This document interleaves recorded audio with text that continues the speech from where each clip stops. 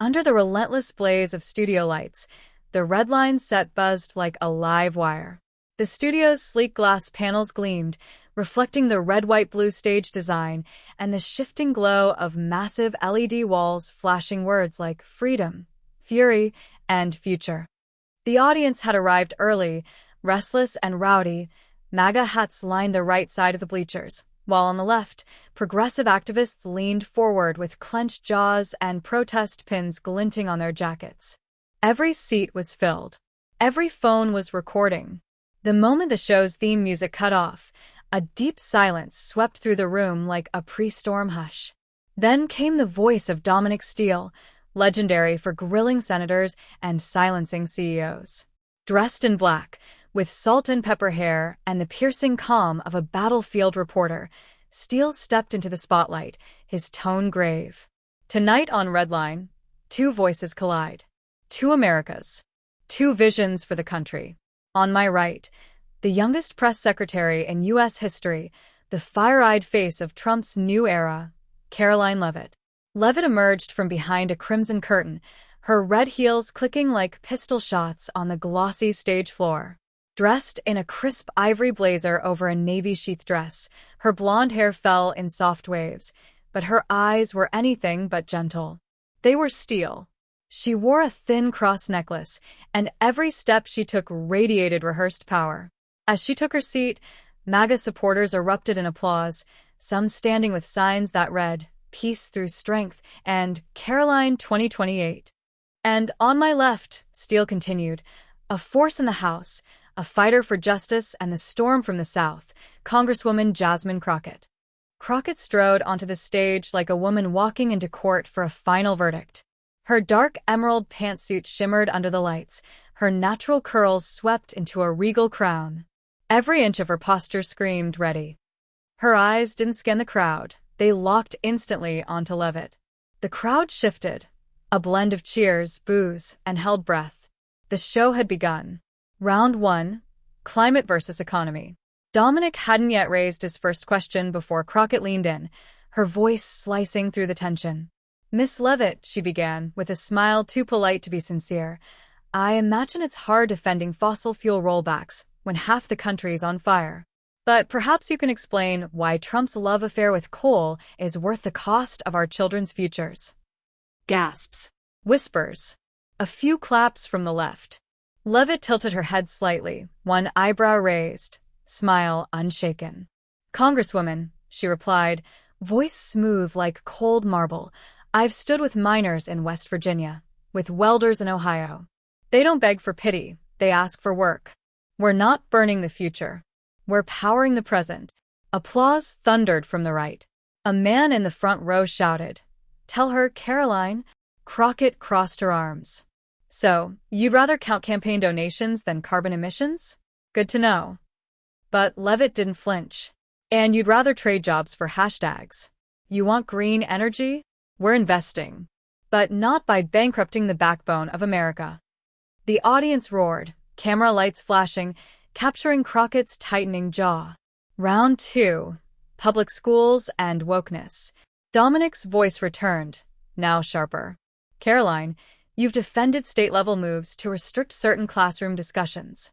Is the White House pushing a national agenda on what children can learn?" Leavitt sat upright, her hands clasped like a strategist at war. "We're not banning history. We're ending ideological warfare in schools. CRT, radical gender theories, they don't belong in second-grade classrooms. America's children deserve clarity, not confusion." The audience erupted in applause, even louder than before. Crockett stood slightly, one hand pressing the desk. "Confusion? You mean truth. You're not protecting children. You're whitewashing history. You ban books, then call it patriotism." Leavitt turned, eyes narrowing just a touch. "Congresswoman, patriotism isn't shame. It's pride. And it's time our kids learned how to love this country before they're taught to loathe it." The left side of the audience burst into protest chants. The right side shouted over them.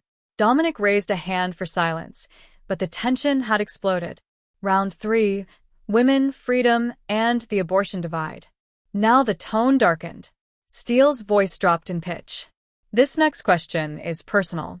As women in power, where do you each stand on reproductive rights after the overturning of Roe v. Wade? Crockett's voice softened, but her words hit like bricks. When a 14-year-old rape victim is forced to carry a child because of a policy you defend, don't tell me it's about life. It's about control. I don't fight for politics. I fight for freedom. Some in the crowd stood in support. Others booed. Leavitt, unmoved, turned her chair slightly to face her directly. I had a child last year. I've known the weight and wonder of life. That girl deserves help, but not at the cost of another life. We can support women without ending the unborn. That's the balance we seek. You seek headlines, Crockett snapped. Not healing. And you, Leavitt said calmly, seek applause. Not answers. The crowd fell into eerie silence. Final question. What does patriotism mean today? Steele turned to them both, his face grave. If this were your last message to America, what would you say patriotism looks like now?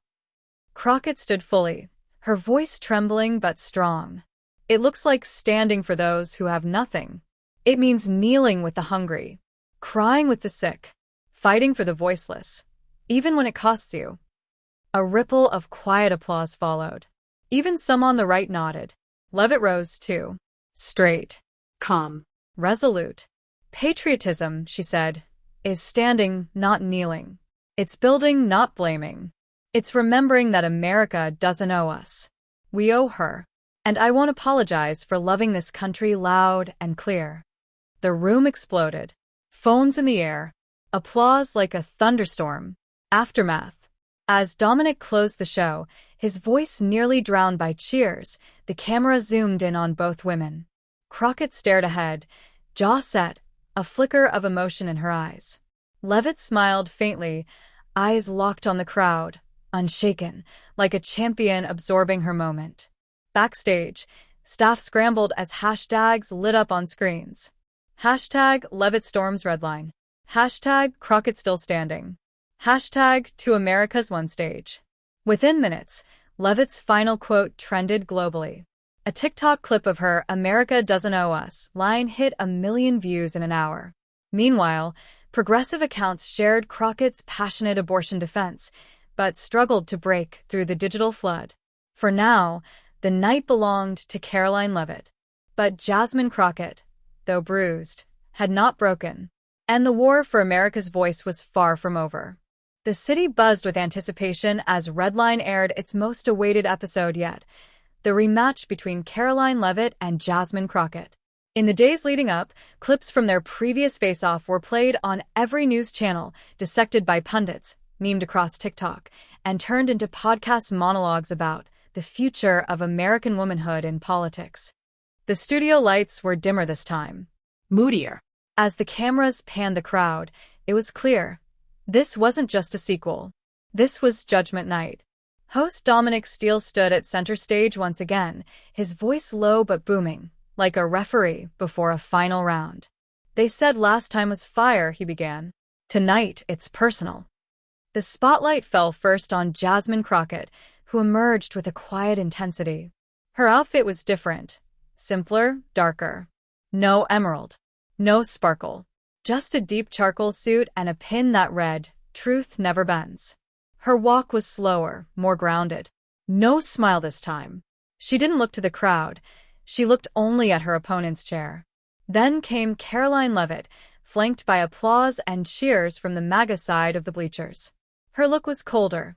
Navy blue blazer, hair tied in a sleek bun, and a bright red lipstick that stood out like a flag in battle. Her walk was brisk, military precise. As she sat, her expression said everything. I'm not here to debate. I'm here to finish what I started. Round 1. Truth, lies, and the media machine. Dominic began with a question that set the room ablaze. Both of you have accused each other of spin, media manipulation, and misinformation. Let's lay it bare. Who's lying to the American people? Crockett didn't wait. Her voice was sharp, clipped. Karoline Leavitt uses data like a magician uses mirrors. It's all illusion. She quotes numbers out of context, cherry-picks facts, and wraps it all in patriotic flair. The truth? Trump's policies hurt the working class, and she's the mouthpiece for that pain. Leavitt, expression unchanged, waited, then leaned forward. You call it illusion. I call it clarity. I cite sources you ignore. While you're tweeting slogans, I'm delivering substance. You don't like the truth, Congresswoman, because it doesn't fit your script. Crockett leaned in, her tone rising. No, I don't like distortion. You talk about jobs coming back, but what about the 300,000 still gone in the manufacturing sector? What about the 2 million women pushed out of the workforce during COVID because of Trump's failures? Leavitt didn't blink. And yet you still blame Trump for a pandemic while ignoring how quickly our economy rebounded. Selective outrage, Congresswoman. The audience cheered. Boos and claps overlapped. Dominic raised his hand. Ladies, the fire's back. But let's talk foreign policy next. Round 2. Israel, borders, and the American line. The studio's LED screen flashed images of Gaza, Ukraine, the U.S.-Mexico border.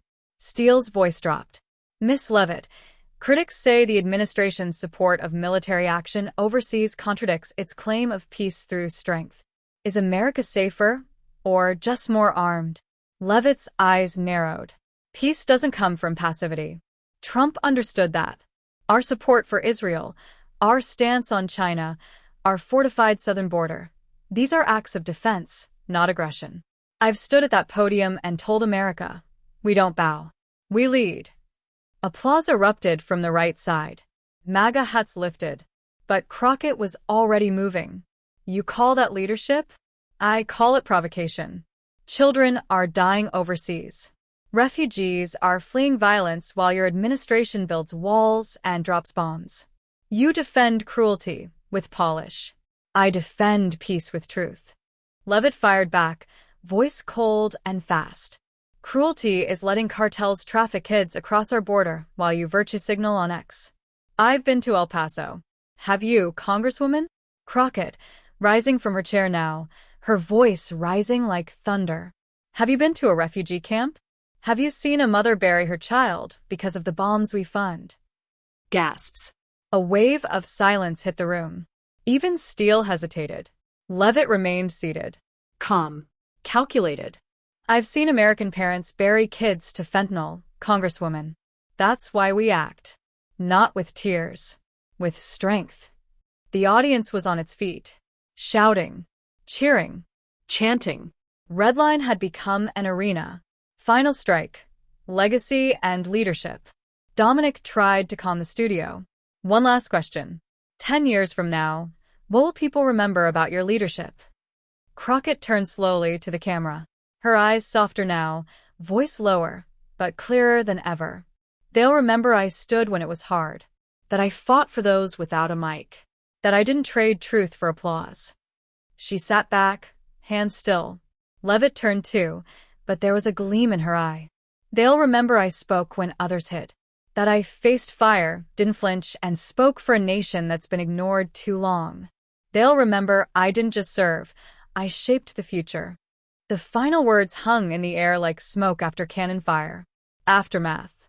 As Dominic signed off, the crowd burst into chaos, not anger, but awe. Phones went up again.